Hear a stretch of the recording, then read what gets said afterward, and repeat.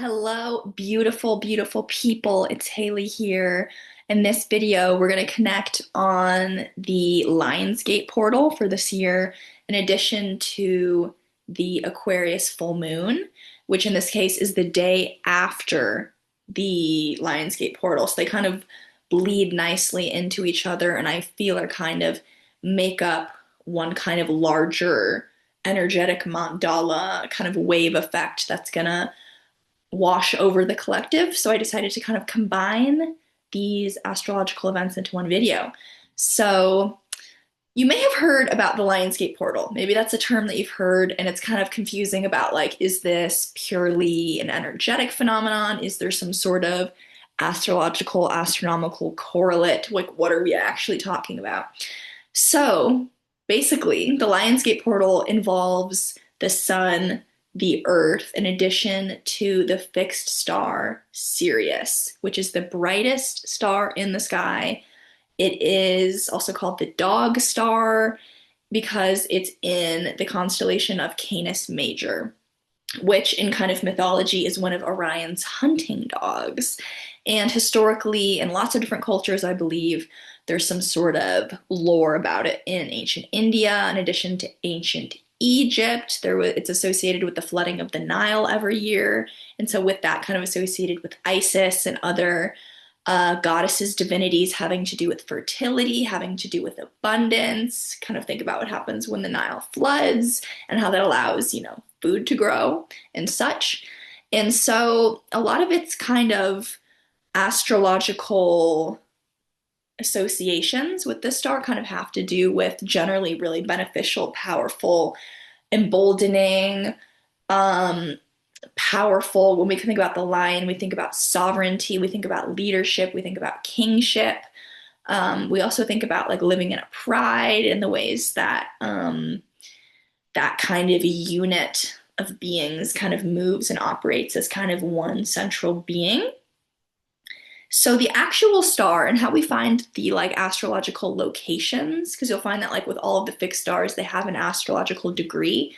And the way that we come to that basically is we take their celestial longitude of each of the stars and then we project it onto the ecliptic, which is, of course, as we all know, like the path the sun takes through the sky. Um, but so you might be curious if Sirius is located, the star, according to this kind of translation, in Leo. And it's actually not. Surprise. It's located in Cancer.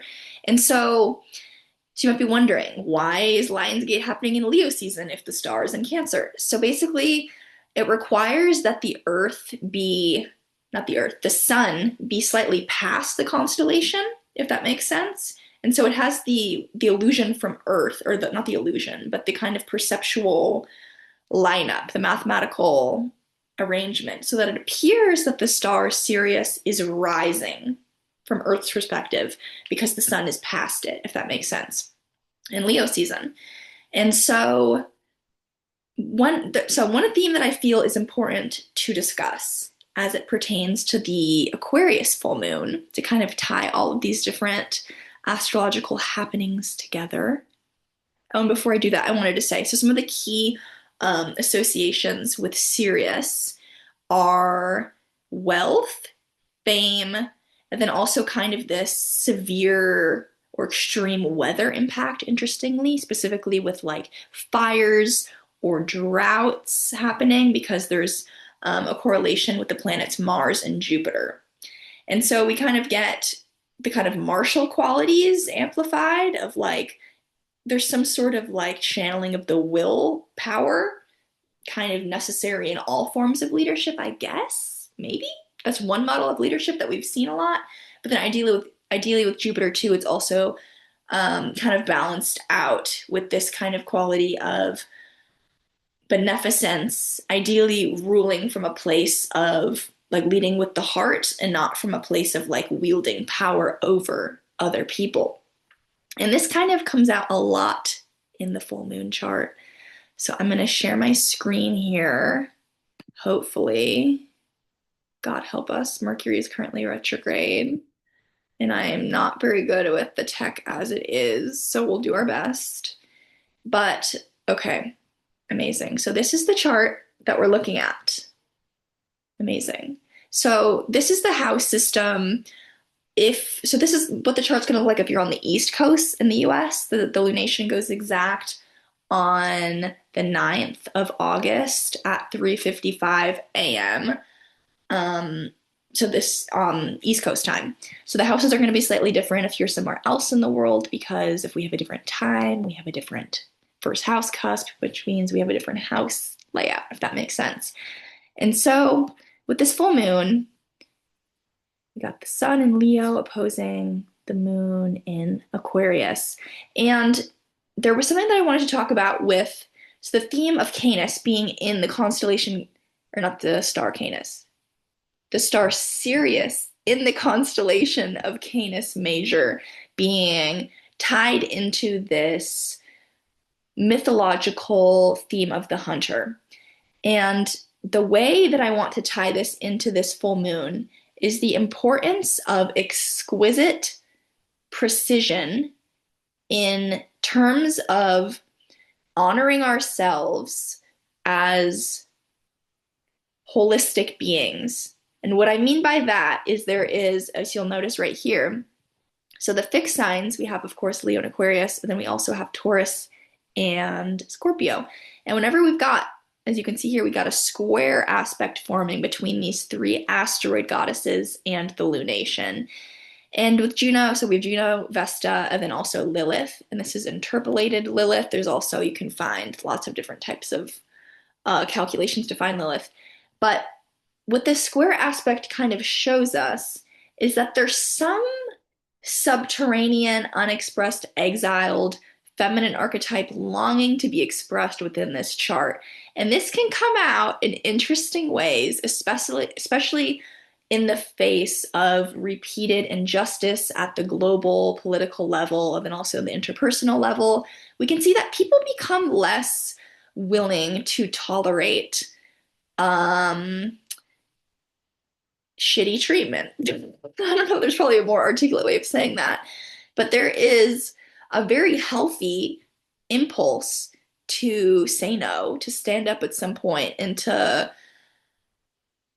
rebel. And that's a real there's a real story of that within here. And so kind of channeling the archetype of the hunter in order to liberate some unspoken thing, some silent, previously silenced, now not silenced. Now this aspect of the psyche, the consciousness has a voice. It can speak. It's liberating some kind of energy that was kind of like a deserted or like a badlands or a wasteland area of the psyche that was actually like a gold mine. It's a source of enormous power, and it's largely hidden because maybe it's in a previously kind of forbidden or taboo area of the psyche, or something that we weren't previously allowing ourselves to touch. But so with the hunter, we have concentration. When I think about a hunter, I think of like a winter landscape and somebody who it's like silent. There's like the sound of downy snow for some reason when I'm imagining it. And this person, this hunter, is very conscious of where they're putting their feet. Like there's a quality around this area of time of, yes, it's auspicious in a way, also kind of like a climactic turning point, a kind of a breaking point in a lot of ways, probably at the individual, in addition to the world stage, the political, geopolitical level of fracturing and kind of this breaking open where we have there's a call forward into something new, but if we're continuing to deny exiled people, exiled voices, exiled aspects of self, if we're still kind of not bringing it all in, there's the potential for this to kind of come out in messy ways. And a lot of the like traditional astrological, unfortunately, correlations or associations with some of the aspects that we have in this chart, such as an exact Saturn. As you can see, Saturn and Neptune are at 1 degree of Aries up here.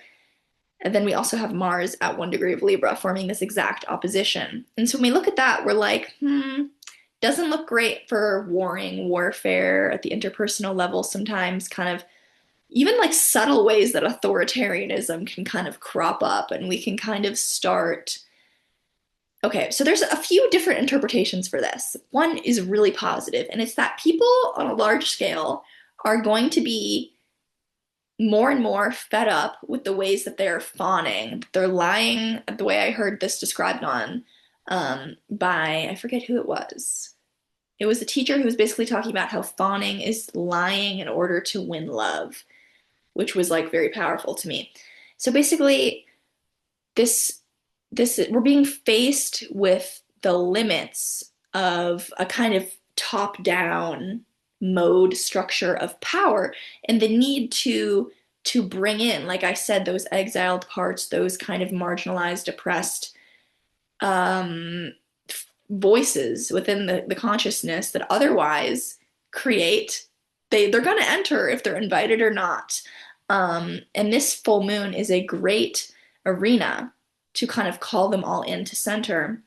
And so they all of these different these disparate parts of self get a voice at the table, and they're able to speak, and so that they don't continue to kind of come out in these leaky ways, if that makes sense. We've got, as you can see here, Mercury is still retrograde at this full moon in the early degrees of Leo, opposing Pluto. A lot of psychological, intrapsychic material coming to light. Um, a lot of all of those rewords that we associate with retrograde. So with Mercury revisioning, reevaluating, all of those rewords, we're getting a new perspective with Pluto opposing the Mercury retrograde, where, and this might not happen immediately until we should maybe wait until Mercury stations direct, but this Pluto opposition is initiating the unearthing of something. Something is getting illuminated, revealed. Maybe some secretive thing. Probably, I mean, we know that there's so many secrets on so many levels of everything. But I want to keep my eye on this. This is interesting to me.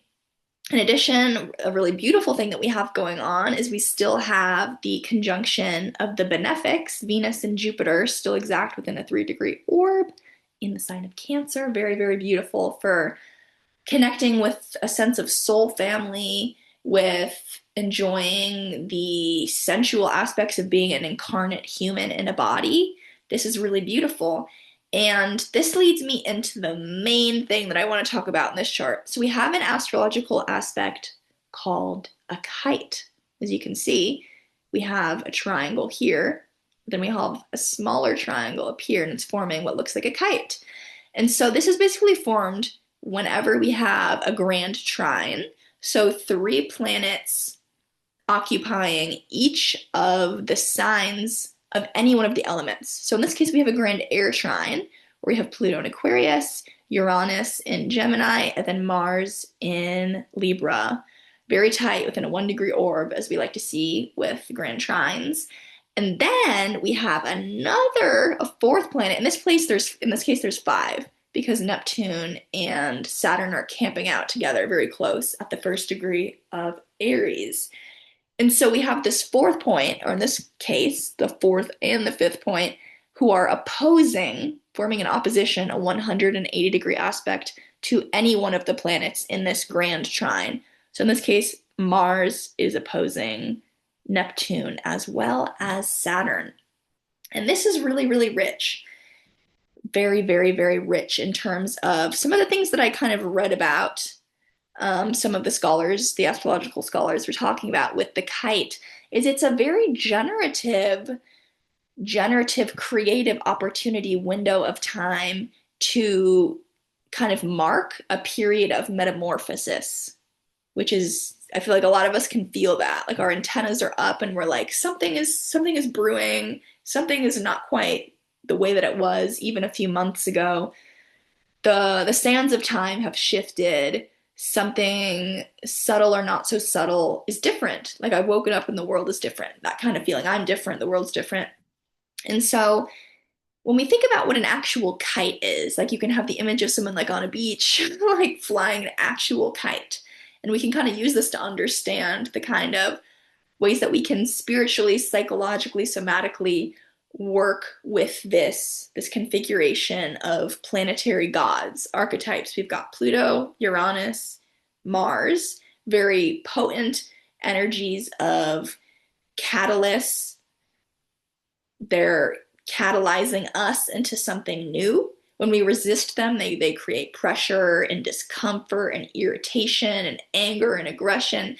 But when again, when we take the wisdom of these asteroid goddesses in Scorpio and we're like, okay, how can I give the part of me that wants to move in a generically or like a not generically, a stereotypically ugly way or voice an ugly truth. And I bring it out and I make it aloud and I bring it out of exile with these powerful forces, this grand air trine having to do with how we kind of receive cosmic information, how we communicate, the ways that we express ourselves on the verbal level. There's a need to kind of shake off some dust here and to kind of open up to new paradigms, new frameworks, new ideology is kind of too small of a word. It's paradigm, I think, is the only one that feels adequate right now as I'm speaking in this moment.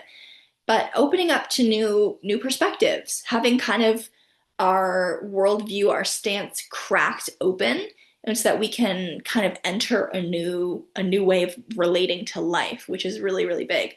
And so again, we're picturing someone with a kite, and it's an instrument, and in some ways, it's kind of channeling, it's riding the waves of a bigger force, a bigger energy, the winds, like the currents of wind. And the instrument is kind of making the bigger force visible in a way because we can't really see the wind. We can feel it on us, but when we can see the physical instrument, aka the kite, moving in the sky, it makes visible what was previously not. And so there's a way that this is a very, very powerful portal of time, August 8th and 9th, where profound channelings, epiphanies, realizations, breakthroughs, kind of nail in the coffin moments like this and no more. And then profound simultaneously, like this metamorphosis aspect of transmutation, moving with some energy, some bigger force, becoming the mouth for it, because the kind of historical oracles, the great oracles of antiquity would do, in the Sibyls, they would be channeling the force of something larger, some God force through them, giving it a voice, becoming the kite, making something, moving with some huge, huge energies. And this always reminds me, and I'm going to do it right now, I'm going to invite you to do it too, is to just take a really deep breath in. Because when we're working with these really, really huge cosmic energies, it can feel like with the grand air trine, is that it's like a direct channel. It's a lot of high frequency charge to sustain, and it's important to use the breath to kind of be able to ride this energy and not become like the system is actually fried because there's more energy coming into it than it can hold, than it can contain. Or we're not collapsing, but we're also not what's the word? We're not like we're able to fully ground it, if that makes sense. We're not getting lost in the energy. We're keeping a firm stance. We're keeping a sense of differentiation from the energy, if that makes sense, but we're allowing ourselves to move with it and be changed by it.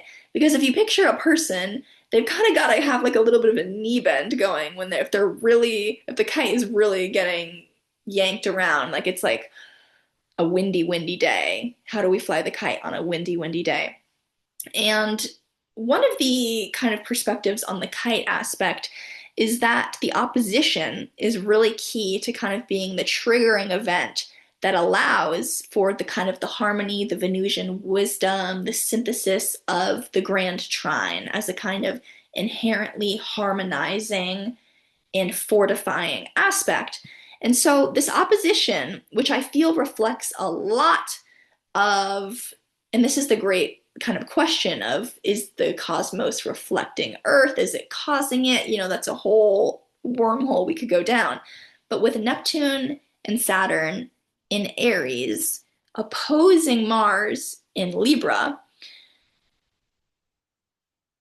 this is a need to say the truth, and this is a need to have multiple perspectives being allowed to be said, to be voiced, as I said before, and to not make them wrong, to not make it a like, Mars in one of Venus's signs can be traditionally a time of kind of the bull in the china shop, the kind of the literal act of war, the act of kind of going, of shaking off like diplomacy or justice or social etiquette and being like, fuck it, I'm just gonna blow it up and go over here.